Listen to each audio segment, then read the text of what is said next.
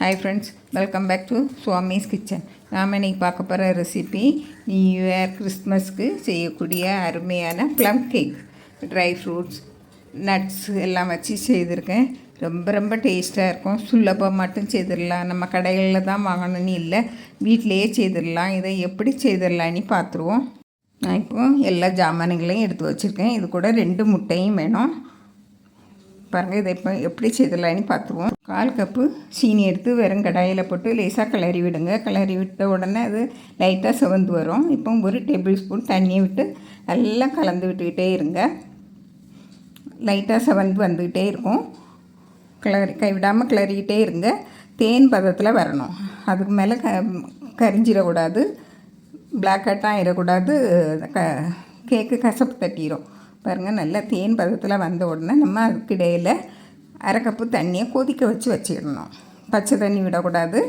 பச்சை தண்ணி விட்டீங்கன்னா இந்த சீனி பாகு கட்டி தட்டிடும். அப்புறம் கரையிறதுக்கு ரொம்ப நேரம் ஆகும். பாருங்கள், கொதிக்க தண்ணி விட்டீங்கன்னா உடனே கரைஞ்சிரும். நம்ம மேலே தெரிக்காமல் இருக்கும். கொஞ்சம் கொஞ்சமாக விடுங்க. இப்போ நம்ம ட்ரை ஃப்ரூட்ஸ் எல்லாம் போட்டுருவோம். கருப்பு திராட்சை, மஞ்சள் திராட்சை, டூட்டி ஃப்ரூட்ஸு, என்ன கலர் இருக்குன்னாலும் போட்டுவிடுங்க. பாருங்கள், போட்டுவிட்டு இப்போ நட்ஸு, முந்திரி பருப்பு, பாதாம் பருப்பு, பிஸ்தா பருப்பு, உங்கள்கிட்ட என்ன நட்ஸ்கள் இருந்தாலும் அதையும் போட்டுவிடுங்க.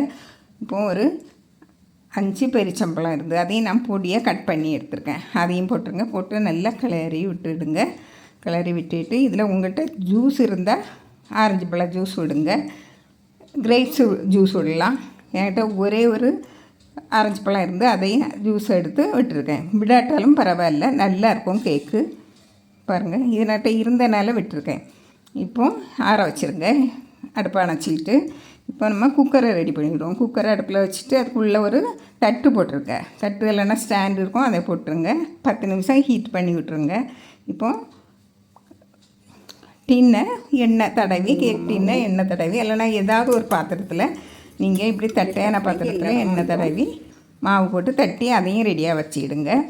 இப்போ ஒரு மிக்ஸி ஜார் எடுத்து 1/2 கப்பு சீனி, 3 ஏலக்காய், ஒரு பட்டை, 3 கிராம்பு இவ்வளையும் போட்டு நல்லா அரைச்சி எடுத்துருங்க. இந்த பட்டை கிராம்பு கூடது நல்ல மணம் கொடுக்கும். பாருங்கள், இப்போ இதில் 2 முட்டை, இந்த முட்டை கூட 1/4 கப்பு சன்ஃப்ளவர் ஆயில் விட்டு எடுத்து வச்சுடுங்க. அது பதிவாகலை, நல்லா அரைச்சி எடுத்துடுங்க.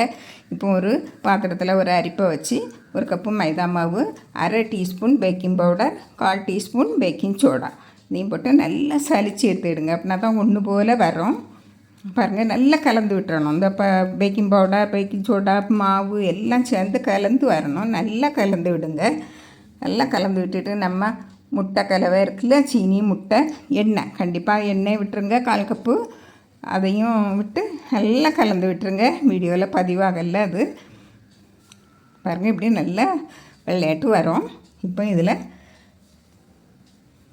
வனிலா எசன்ஸ் ஒரு 1/2 டீஸ்பூன் விட்டு அதையும் நல்லா கலந்து விட்டுருங்க. இப்போ இந்த கேக்குக்கு நல்ல சுவையை கொடுக்கும், மனமும் கொடுக்கும். ஒரு 4 டீஸ்பூன் நெய் விட்டுருங்க.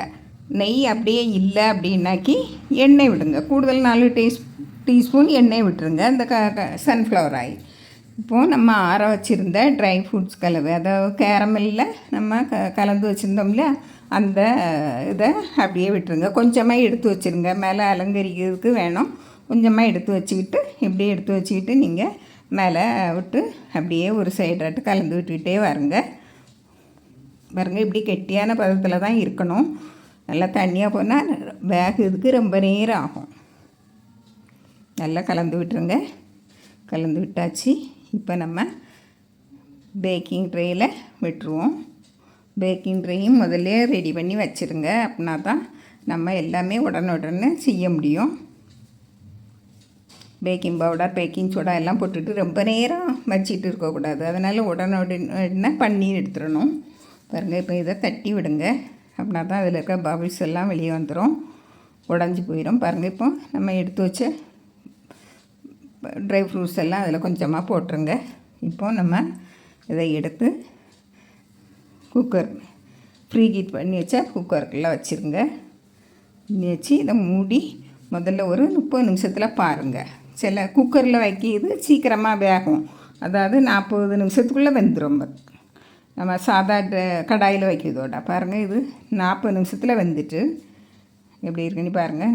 நல்லா வெந்துட்டு இதுக்கு ஒரு 2 நிமிஷத்துக்கு முந்தையே எடுத்துருக்கலாம்.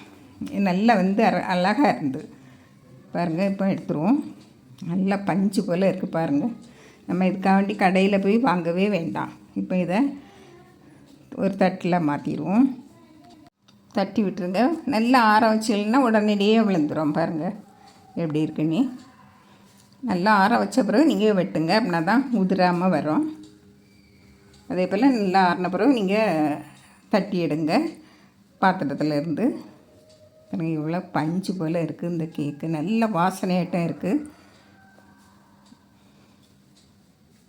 பாருங்கள். எவ்வளோ கலராக இருக்குது பாருங்கள். நல்லா வெந்து இருக்குது. இப்படி நல்லா வெந்து இருந்த அன்றைக்கி ஒரு 3-4 நாளெல்லாம் செம்மையாக இருக்கும். அது வெளியே வச்சுருந்தாலே 5-6 நாள் அழகாக இருக்கும் பாருங்கள். நல்ல டேஸ்டாட்டும் இருக்குது. இந்த மாதிரியான கேக்கு நம்ம கடைகளில் தான் வாங்கணும்னு இல்லை, வீட்டிலையே சுலபமாக தயார் பண்ணிடலாம். இதே போல் நீங்களும் செய்து பாருங்கள். பிடிச்சிருந்தா லைக் பண்ணுங்கள், ஷேர் பண்ணுங்கள், கமெண்ட்ஸ் பண்ணுங்கள், மறக்காமல் சப்ஸ்கிரைப் பண்ணுங்கள். தேங்க்யூ.